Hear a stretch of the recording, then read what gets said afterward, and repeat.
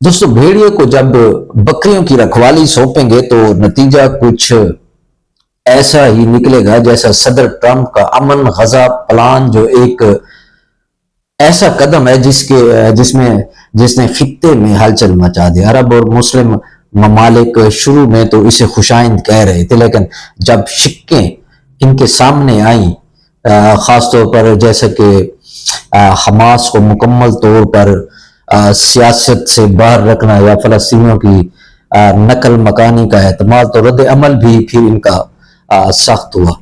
दोस्तों, कुछ ममालिक कह रहे हैं ये मंसूबा कबूल करने के काबिल है, बशर्ते के इंसानी हकूक, बैन अवी कानून और फलस्तीनी रियासत का मुकम्मल ख्याल भी रखा जाए। दोस्तों, ये मंसूबा इसलिए अहम है कि मुमकिन तौर पर ये जंग बंदी और आगे के रास्ते खोल सकता है, लेकिन अगर ये मंसूबा तबकाती इस्तेहसाल, ताकत के अदम तवाज़न और बेदखली पर मबनी हुआ तो ये अमन नहीं बल्कि एक जदीद गुलामी साबित होगा। अभी सूरत हाल दोस्तों ये है कि कुछ ममालिक ने हिमायत की है, इसका ऐलान किया है, दूसरों ने शकूक को शुबहात का भी इजहार किया है और फलस्तीनी क़यादत और हमास की रजामंदी के बगैर ये मंसूबा मुकम्मल नहीं हो सकता। लेकिन अगर हमास इस मंसूबे को नहीं भी मानता तो फिर भी गजा में तबाही ही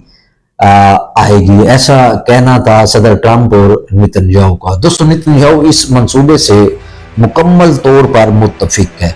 दरअसल ये गजा अमन प्लान है क्या, इन नुकात का हम जायजा लेते हैं और इनका तनकीदी जायजा लेने की कोशिश करते हैं। पहला नुक्ता ये है कि गजा को दहशतगर्दी से पाक इलाका बनाना मकसूद है। बात तो इनकी दुरुस्त है, लेकिन सोचने वाली बात ये भी है कि ये जो दहशतगर्दी है इसका मतलब क्या है। यानी वो दहशतगर्दी है जो अमेरिका और इसराइल मिलकर कर रहे हैं, या वो दहशतगर्दी है जो हमास की तरफ से इस वक्त की जा रही है, क्योंकि अमेरिका और इसराइल के नज़दीक हर वो फलस्तीनी जो मज़ामत करे इनके नज़दीक वो दहशतगर्द है। तो इसका दोस्तों साफ मतलब यही निकलता है कि ये शिक फलस्तीनी मज़ामत को बिल्कुल ख़त्म करने का एक ऐलान साबित होगी। फिर इस मंसूबे में ये भी कहा गया है कि गजा की तामीर नो की जाएगी। तो जनाब, तामीर नो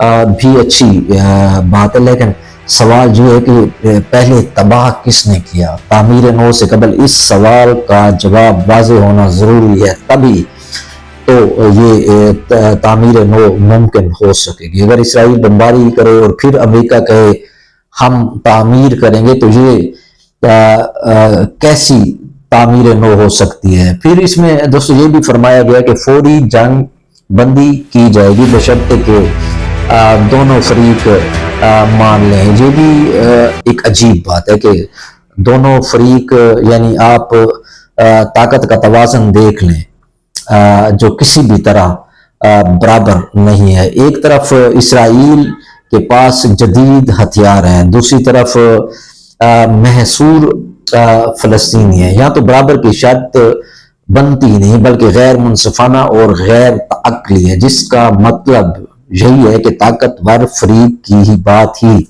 मानी जाएगी। तो फिर बराबरी की बात तो मेरा मजाक ठहरती है। दोस्तों, इसमें एक नुक्ता ये भी बयान किया गया कि 72 घंटों में अगवा शुदगान की रिहाई को मुमकिन बनाया जाएगा। भाई, ये अगवा का लफ्ज किसके लिए है? क्या इसराइलियों के लिए है?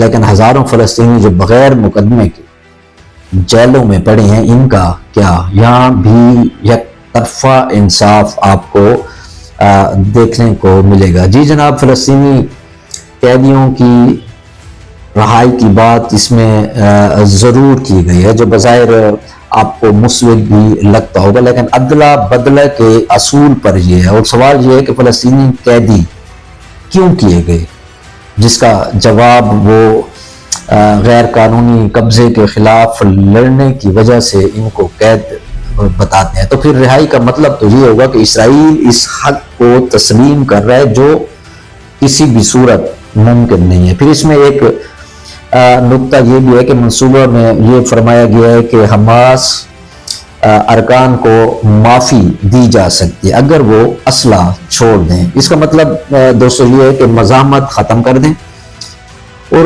غلامی کو قبول کر لیں. غلامی دوستو قبول کرنے والے کو معافی دینا بھی ایک مذاق ہے.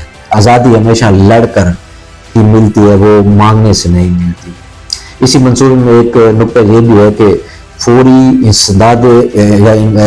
امداد کو یقینی بنایا جائے گا. بھائی کون سی امداد کی بات اصل میں معاشرے کو جائز قرار دینا. پہلے اسرائیل نے غزہ کو بھوکا مارا، اب کہہ رہے ہیں کہ ہم روٹی دیں گے. یہ ایک گھٹیا سیاست ہے. ہمدردی یا انسانیت اس میں سرے سے ہے ہی نہیں. دوستو اس منصوبے میں یہ بھی کہا گیا ہے کہ امداد کا ایک غیر جانبدار انتظام کیا جائے گا. اچھا یہ غیر جانبداری آئے گی کہاں سے؟ بھائی زیادہ تر تو ادارے امریکی فنڈنگ پر ہی چلتے ہیں. یہ صرف فلسطینیوں کو براہ راست امداد پر کنٹرول نہ رکھنے کا محض ایک بہانہ ہی ثابت ہوگا. اس طرح اس میں رفح بارڈر کا بھی کھولنے کا ذکر ہے، اسی منصوبے میں موجود ہے. یہ بارڈر دوستو دراصل مصر اور اسرائیل کی مرضی سے ہی کھل سکتا ہے. یعنی پھر بھی فلسطین آزاد نہیں بلکہ دوسروں کے رحم و کرم پر ہی ہوں گے. اس منصوبے میں جو غزہ امن منصوبے کے نام سے ہے، اس میں ایک شک یا نقطہ یہ بھی ہے کہ عارضی حکومت کا قیام عمل میں لانا. یعنی عارضی حکومت کا مطلب کیا ہو سکتا ہے؟ یعنی ٹیکنوکریٹک حکومت. تو دوستو یہ اصل میں فلسطینی عوام کی جو نمائندگی ہے اس کو ختم کرنے کا ایک بہانہ ہے. یعنی جو حکومت بھی ہوگی وہ اسرائیل اور امریکہ کی ہی منظور نظر ہوگی، لوگوں کو ان کی ہی لوگوں کی حکومت ہوگی. تو اس منصوبے میں ایک بورڈ کے قیام کی بات کی گئی ہے. یعنی اس کو آپ بورڈ آف پیس کہتے ہیں، یعنی جس کی نگرانی میں جس کا سربراہ بھی ٹرمپ ہوا. یہ بھی ایک اچھا مذاق ہے. یعنی دنیا کی سب سے بڑی طاقت جو اسرائیل کی کھلی حمایتی ہے اب وہی امن کی نگران بنے گی. یہ ایسے ہے جیسے میں نے پہلے کہا کہ بھیڑ کے سامنے آپ نے بکریوں کا ریوڑ رکھ دیا ہو. دوستو اس میں ایک دلچسپ نقطہ یہ رکھا گیا ہے کہ کسی کو غزہ چھوڑنے پر مجبور نہیں کیا جائے گا. یہ بات کاغذ پر تو اچھی لگتی ہے لیکن حقیقت میں کہ فلسطینی دہائیوں سے یہاں سے نکالے جا رہے ہیں. اگر یہ مخلص ہوتے تو اس پلان میں واپسی کا حق بھی دیتے جو سرے سے اس منصوبے میں غائب ہے. اور سب سے اہم نقطہ اس منصوبے میں یہ ہے کہ حماس کو حکومت میں شامل نہ کرنا. بھائی آپ تو جمہوریت پر ہی یقین رکھتے ہیں نا، اور یہ جو عوام جس کو ووٹ دیتی ہے اسی کو ہی تسلیم کیا جاتا ہے. تو حماس کو حکومت سے باہر رکھنا کیا ایک غیر جمہوری عمل نہیں ہوگا؟ یہ سیدھی دوستو استعمار کی ڈکٹیشن کے سوا کچھ بھی نہیں. مزے کی بات اس میں یہ بھی ہے کہ عسکری ڈھانچے کا خاتمہ کرنا مقصود ہے. اس منصوبے کی روح سے یعنی مزاحمتی سرنگیں اور دفاعی ڈھانچے کو ختم کرنے کا مطلب یہ ہے کہ اسرائیل کی مرضی سے فلسطینی صرف مار کھائیں اور جواب نہ دے سکنے کے قابل ہوں. تو پھر جناب اسی ٹرمپ نے اسی امن منصوبے میں ایک بین الاقوامی نگران فورس کے قیام کی بھی بات کی ہے. جس کا مطلب یہ ہو سکتا ہے کہ یہ فورس، یہ جو طاقت بنائی گئی ہے فلسطینیوں پر نظر رکھے گی. یعنی اسرائیل پر نہیں نظر رکھے گی بلکہ اسرائیلیوں کو نظر رکھے گی. دوستو ہمارا تجربہ یہ کہتا ہے کہ امن فوجیں ہمیشہ طاقت کے ساتھ ہی کھڑی ہوتی ہیں. آپ ماضی میں اس کو دیکھ سکتے ہیں. اور اسی منصوبے میں یہ بھی ہے کہ اسرائیلی انخلا کو مرلہ وار بنایا جائے گا. یہ بھی ایک دلچسپ بات ہے اس منصوبے میں. یعنی مرلہ وار کا مطلب یہ ہے کہ وہ جب چاہیں رک جائیں، جب جیسے ماضی میں آپ ان کو دیکھتے آئے ہیں. اور اس منصوبے میں یہ بھی دوستو بیان کیا گیا ہے کہ اگر حماس نہ مانے، تب بھی حماس کے نہ ماننے کے باوجود بھی یہ منصوبہ جزوی طور پر نافذ ہوگا۔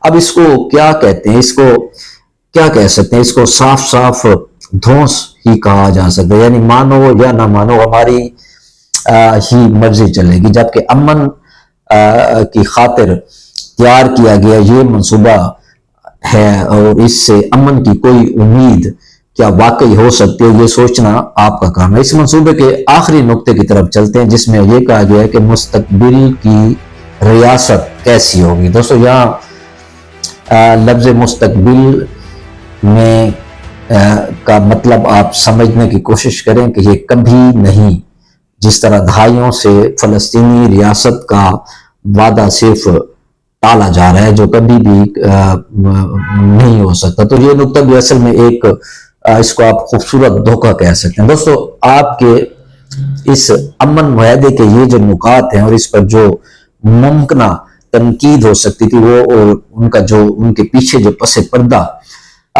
جو عوامل تھے ان پر میں نے تھوڑی سی روشنی ڈال دی ہے۔ اس کے ٹوٹل 20 نکات ہیں جن میں اکثریت کا میں نے ذکر کیا ہے۔ اب امریکہ اور اسرائیل اس کو ایک کیسے دیکھ رہے ہیں اور اس کو اگر اس منصوبے میں کوئی امن کا حل آپ کو نظر آ رہا ہے تو اس پر اپنی رائے ضرور دیجیے گا۔ اگر آپ کو ویڈیو اچھی لگی ہو تو چینل کو بھی ضرور سبسکرائب کر دیجیے گا۔ آپ کا بہت شکریہ۔